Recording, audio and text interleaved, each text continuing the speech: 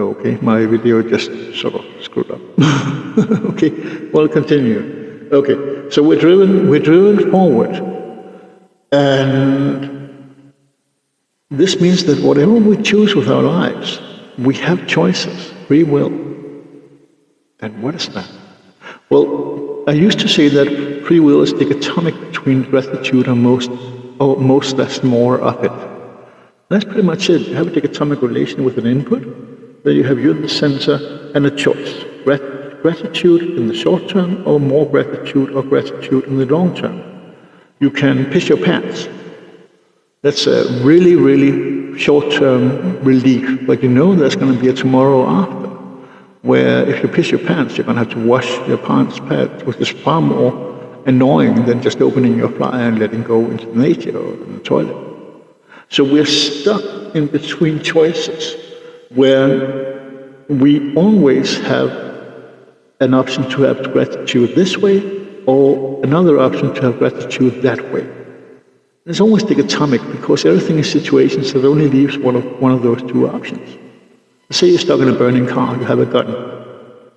You can't get out. So you're stuck with, am I going to would have been shooting myself in the brain to die, or am I going to burn to death? So we're also stuck with some tough choices sometimes. And this is always exciting, tough choices, wonderful when you're right. But the point is, since we're driven, we can analyze our drives and say that all drives is an attempt to reach fulfillment. All drives is a relation between you and attempting and achieving to reach fulfillment. So you have hunger, you seek to be full. You have hunger for a dream, you seek to be full. You have hunger for sex, you seek to be full. You have hunger for a vision or a discharge, you seem to be full. You seek to be full. Sorry. And the whole thing is that every time we are fulfilled, like when we blink with our eyes, we don't think actively that blinking with our eyes does anything for us, but it's actually passive achieving fulfillment for gratitude. Now, gratitude has many factors and many facets to it, because any and all things that does it for you can lead to your gratitude. And this is interesting because we're different, yet we have the same drives. We want to discharge, we want to fulfill ourselves, and we want to not starve or thirst. And this leads to the meaning of life, gratitude through fulfillment. Now, when we're stuck in this, stuck in the aspect that everything we do is an attempt to achieve gratitude, then people become easy to analyze. This gives us power. But it also produces the circumstances of us navigating for our own selves. The three worst dogmas in the world are law, tradition, and morals. All these cornerstones, trichotomics of horror, is that you should not fucking skullfuck the bitch because morals, tradition, or law tells you not to. You are a grown man, most of you are watching this. And the whole meaning of the highest fulfillment is, and this is where we come to the story of this, because we've just opened the first layer of the hatch here, is pedophilia. Meaning of life will always have its highest aspect in pedophilia. Now we're going to be driving a bit about the bushes here to get that, to understand that, and for you to be able to conceive it into action. The point is that once you, and this is something we've got to talk about, the matrix, because it doesn't want us to work with this. The matrix is a natural relation between kilojoules and species. It means that you have a species on a globe. Water is basically water-loving love. Water is produced upon us loving. So water is an aspect of gratitude. The more gratitude you produce through love is violence wins for love, the language of nature. The more gratitude that is produced by your choices, your actions, and your thoughts, the more water is produced, that again produces more water, because the spirit of love loves love, for love, loving, love, love, love. And this is interesting because once you have the past, as we spoke about with the time machine, and water is produced there, 16 trillion years ago, or however long it might have been, in the furthest extreme universe, possibly eternity is more, we wouldn't know. Then when you have water in space, well, there's nothing there. And water, I'm snapping a shit there, and water appears. Then water expands on its own account and becomes suns. Water loves love. Water loves love, love, loving, love, love. Love, that's the same. And this means that water loves its own self and produces more water. Now, more water in the space becomes more water than the previous. I saw an experiment the other day where water had been formed out of plank. And this is how it goes. Love loves love. And with love in outer space, loving love, loving love, loving love, now I said it thrice, then water expands and becomes a globe of water. With that, the four superpowers of nature. You have water, love, you have pain, the absence of love and shadow, and you have time, and you have the nature of the structure of this globe of water.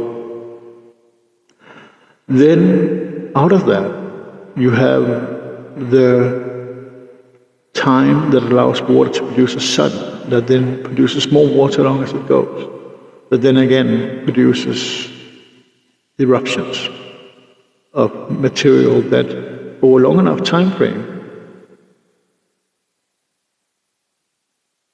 becomes planets. You have a sun, it erupts. Solar flares.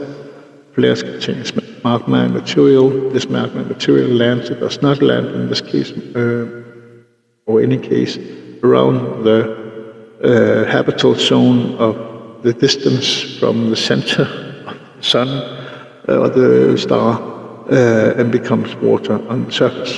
So there's water on the surface of a planet that is, not boiling, not freezing. And then from there life begins. That's pretty much it. I don't know if I'm wrong in that, but I don't see any other explanation.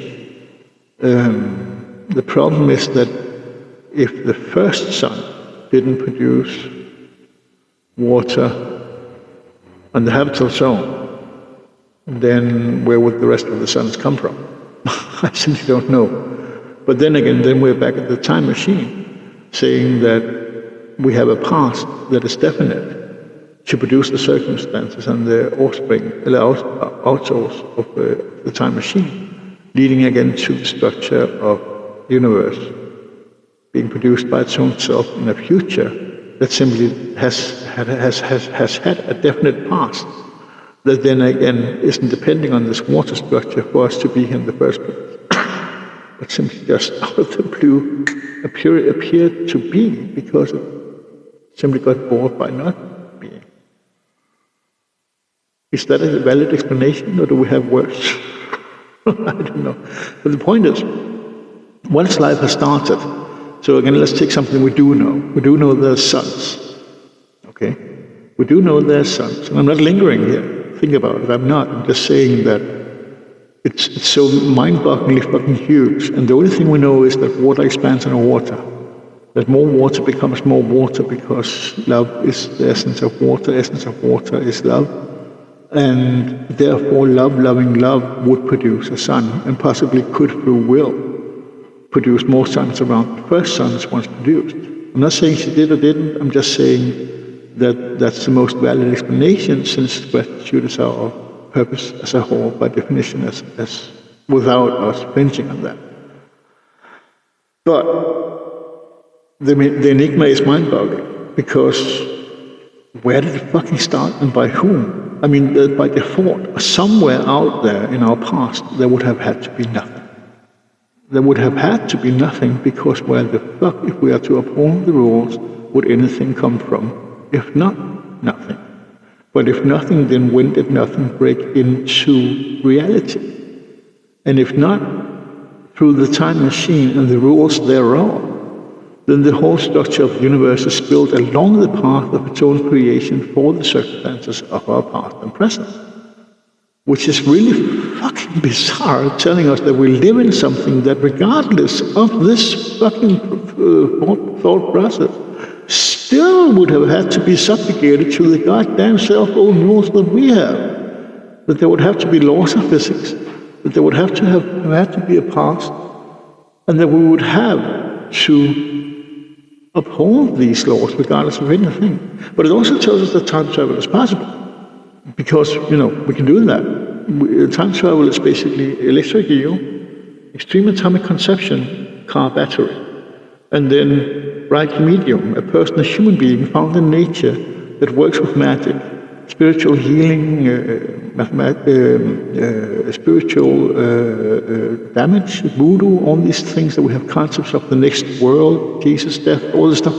Any of these values of spirituality that is frowned on by science is in fact explainable under the criteria of reincarnation, which is again explainable under the fact that we have what the fuck? Hello?